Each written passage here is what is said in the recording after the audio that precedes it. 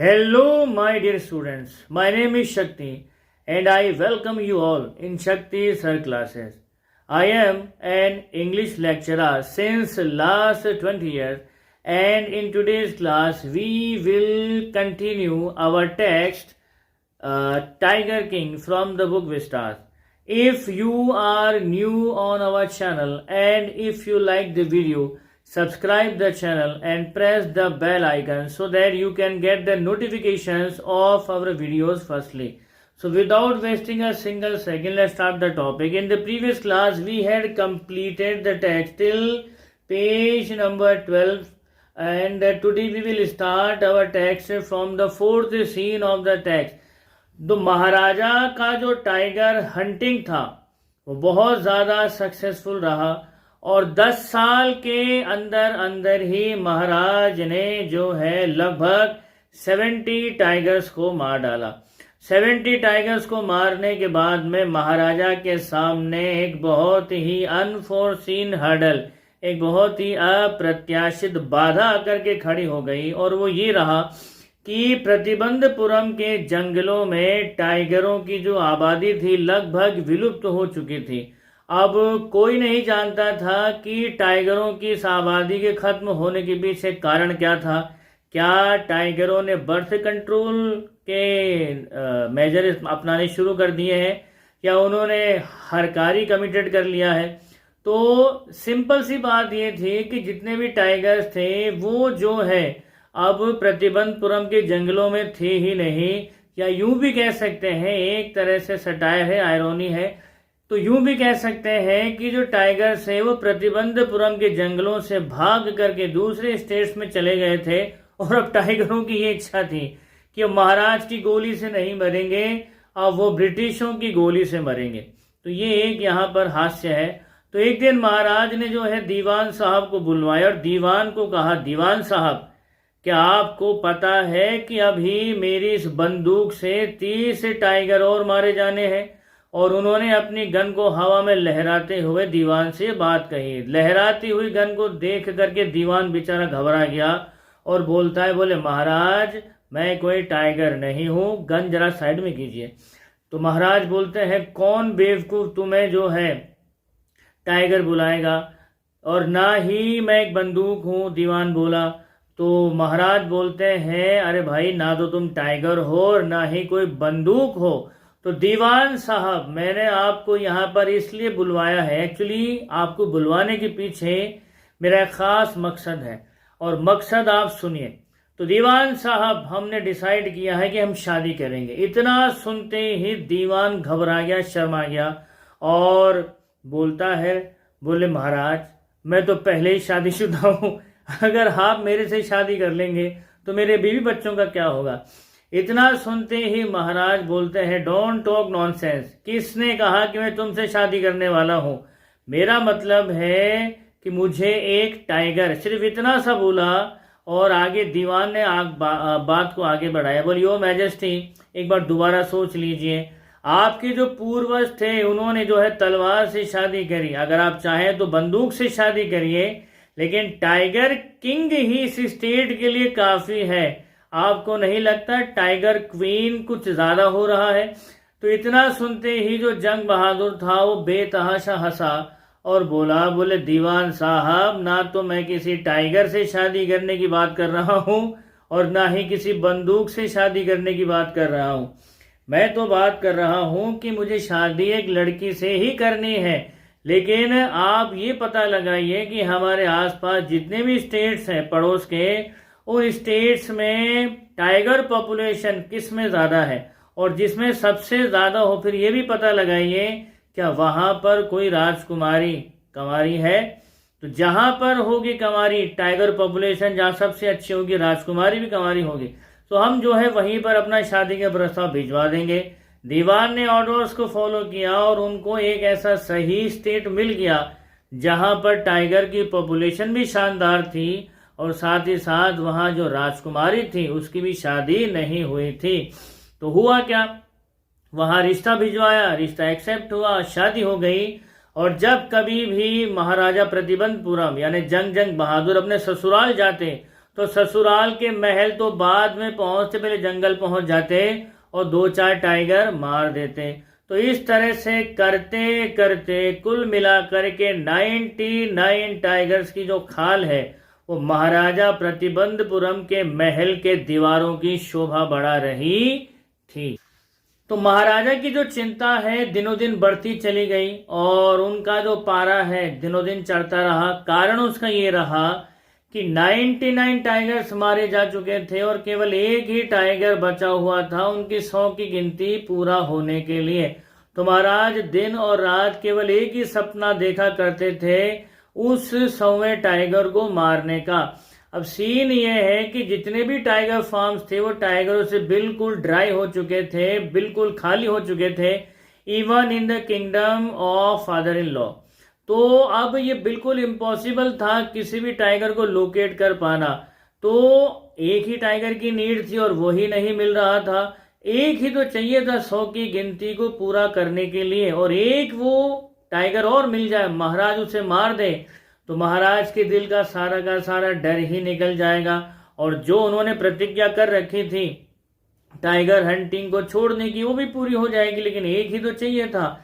लेकिन इस एक टाइगर को मारते समय महाराज को बहुत ही ज्यादा सावधान रहना पड़ेगा, क्योंकि ये 100वां टाइगर था और भविष्यवाणी के अकॉर्डिंग यही वो टाइगर है जैसा कि चीफ एस्ट्रोलॉजर ने कहा था कि वो उसकी जान लेकर के रहेगा। और इससे जो है सावधान रहने की नीड भी थी, बिल्कुल सच बात भी थी। टाइगर एक सैवेज बीस्ट है और हर किसी को जो है टाइगर से वैसे भी सावधान रहना ही चाहिए, लेकिन 100वें टाइगर से तो ज्यादा सावधान रहने की नीड थी महाराज को। लेकिन ये 100वां टाइगर कहीं मिल ही नहीं रहा था। तो सीन ये है, टाइग्रेस का दूध मिल रहा था लेकिन टाइगर खुद नहीं मिल रहा था। तो यहाँ पर एक चीज पर हम गौर कर लेते हैं कि अब जब 99 टाइगर्स को जंग बहादुर ने मार दिया है तो 100वें टाइगर से पहले, मतलब 100वें टाइगर को मारने से पहले उसके दिमाग में वो भविष्यवाणी घूम रही है। यानी 99 टाइगर्स को मारने के बाद में फाइनली महाराजा जंग बहादुर के दिमाग में बत्ती जली और उसको ये समझ में आया कि एक्चुअली जो प्रोफेसी थी, जो प्रेडिक्शन था वो काम कर रहा था। 99 टाइगर्स को मारने के बाद उसे एहसास हुआ कि चीफ एस्ट्रोलॉजर सही था। लेकिन अब वो उस दहलीज पर खड़ा था कि अब वो यूं ही नहीं जा सकता था, क्योंकि जो 100वां टाइगर ही बचा था मारने के लिए और वही उसकी जान लेने वाला था। तो अब वो ना तो पीछे हट सकता था और ना ही वो आगे बढ़ सकता था, क्योंकि वो 100वां टाइगर मिल ही नहीं रहा था। तो फाइनली उसे एहसास तो हुआ कि 100वां टाइगर उसकी जान लेगा, लेकिन मन में एक डर भी था, एक टेंशन भी थी, एक थोड़ा सा एक्साइटमेंट भी था कि क्या होगा क्या नहीं होगा। लेकिन फाइनली उसके दिमाग में ये बात आई कि पंडित सही कह रहा था और उसे सावधान रहना ही पड़ेगा। लेकिन अब तो बस वो अपनी जिद की बात थी, बस पूरा करना है, झूठ साबित करना है। लेकिन कहीं ना कहीं अपने अंदर वो जानता था कि ऐसा शायद होने वाला नहीं है। तो जब 100वां टाइगर मिला ही नहीं तो महाराज निराशा में डूब गए। लेकिन तभी जो उनकी निराशा थी वो दूर हुई एक खबर से, और खबर ये थी कि प्रतिबंधपुरम का जो हिल साइड विलेज है वहां पर से जो भेड़ें हैं लगातार गायब हो रही है। तो पहले तो ये सोचा गया, अंदाजा ये लगाया गया कि टाइगरों के तो पहले ये अंदाजा लगाया गया कि जो भेड़ें लगातार गायब हो रही हैं तो इसके पीछे टाइगर है या नहीं, लेकिन 2 आदमियों का हाथ जरूर हो सकता है। तो पहले टाइगर को इसमें कॉन्विक्ट बनाने से पहले जो है इस चीज की तस्दीक कर ली गई कि कहीं जो वो सोच रहे थे वही तो बात नहीं है। तो प्रतिबंधपुरम के हिल साइड विलेज में जब भेड़ें लगातार गायब होने लगी तो शक ये पैदा हुआ कि कहीं ये किसी टाइगर का काम है। लेकिन उसी गांव के अंदर या आसपास 2 ऐसे आदमी रहा करते थे जो अपनी डाइट के लिए बहुत ज्यादा बदनाम थे, और उनका नाम था, एक तो खादिर मियाँ और एक था वीरासामी नायकर। इनकी डाइट इतनी जबरदस्त थी कि एक बार में पूरा का पूरा भेड़ खा जाते थे।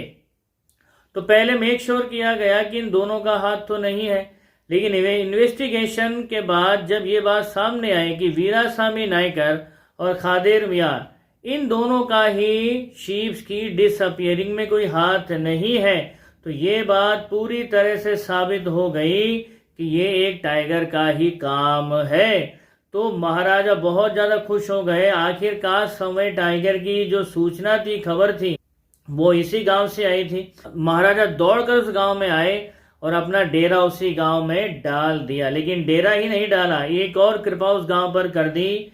इस गांव का जो है 3 साल का टैक्स राजा ने माफ कर दिया। और क्यों ना करे भाई, उनकी उस शपथ को पूरा करने में जो आखिरी एक टाइगर बचा हुआ था, वो टाइगर इसी गांव से तो आने वाला था।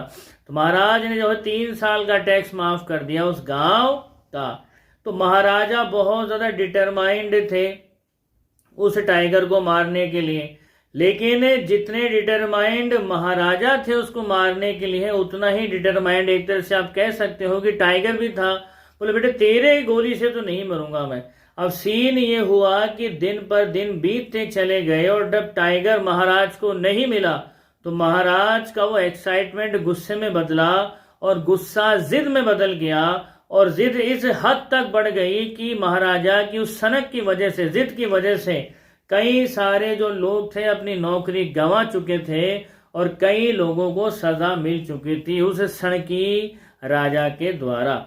तो उनका जो पारा दिनों दिन बढ़ता चला गया, तो दीवान साहब ने भांप लिया था कि जो है अगर जल्दी ही उनको टाइगर नहीं मिला तो उनके लिए भी जो है हालात कुछ अच्छे नहीं होंगे। तो महाराज का पारा वैसे ही चढ़ा हुआ था, लेकिन दीवान को बुलाया और उन्होंने कहा दीवान साहब को, दीवान साहब इस गांव का टैक्स जो है डबल कर दो। तो इतना सुनते ही जो दीवान था उन्होंने रिक्वेस्ट करी, बोले महाराज आप क्या कर रहे हो, अगर हमने जो है यहाँ का टैक्स डबल कर दिया तो यहाँ के लोगों में बगावत हो जाएगी, और अगर बगावत हो गई तो याद रखिए इंडियन नेशनल कांग्रेस भारत की आज़ादी के लिए एक मुहिम चला रही है। तो यहाँ के लोग जो है उस पार्टी के अंदर शामिल होकर के कहीं ऐसा न हो आपके प्रतिबंधपुरम को भी आज़ाद करवा लें। तो इतना सुनते ही जो है जंग बहादुर कहते हैं अगर ऐसा हो जाता है तो तेरा दीवान बने रहने का फायदा क्या है। तो दीवान सीधा घर आया, इस चीज से कन्विंस था कि इस राजा को, तो दीवान सीधा घर आया और वो कन्विंस था कि अगर जंग बहादुर को जल्दी ही टाइगर नहीं मिला तो उसके लिए भी रिजल्ट जो है कैटास्ट्रॉफिक होगा।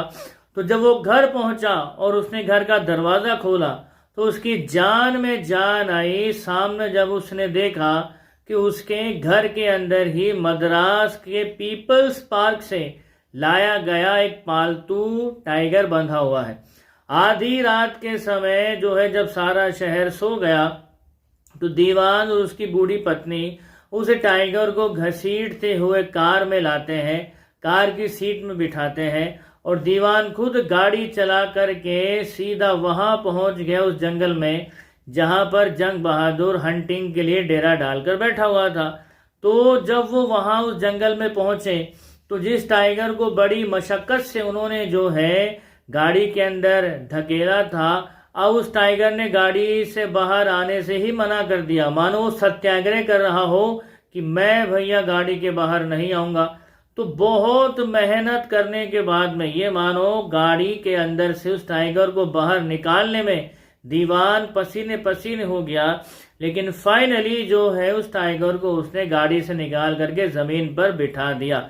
अब ऑब्वियसली एक पालतू शेर था, तो मालिक अगर बिठा करके गया है तो वो कहाँ जाएगा, वहीं बैठा रहा। तो वो शेर जो है, वो टाइगर जो है वहीं पर बैठा रहा। और अगले दिन वही टाइगर जब महाराज दोबारा हंटिंग के लिए निकले तो उनके ठीक सामने बैठा हुआ था, बहुत ही हम्बल सप्लीकेशन में, बोल महाराज बताइए मेरे लिए क्या आज्ञा है, आप यूं मुझे क्या देख रहे हो, उठाओ बंदूक और लगाओ निशाना और कर लो अपनी कसम पूरी। तो महाराज ने भी जब उस टाइगर को देखा तो उनकी भी खुशी का कोई ठिकाना नहीं रहा।